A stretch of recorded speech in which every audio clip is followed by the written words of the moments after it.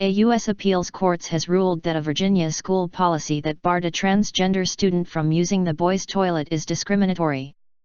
Gavin Grimm filed the lawsuit after the school board adopted a policy that required students to use a private toilet or one that corresponds to the sex listed on their birth certificate. Grimm, who identifies as male, said the policy was stigmatizing. How transgender people use public toilets is a divisive issue in the U.S.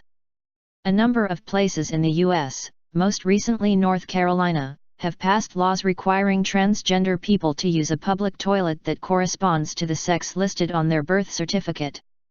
The North Carolina law in particular has been sharply criticized as discriminatory, and several companies have stopped doing business in the state as a result.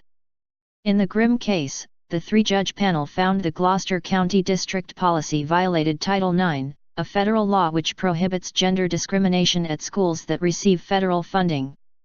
The Gloucester County District said the policy was meant to respect the privacy of all students.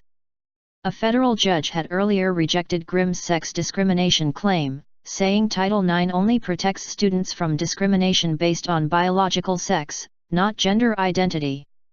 Other federal rulings in similar cases have also ruled that Title IX does not apply to transgender students. This federal ruling could have wider implications because it creates a legal precedent in 5 states including North Carolina. The American Civil Liberties Union, ACLU, and others have already filed a challenge to North Carolina's transgender law.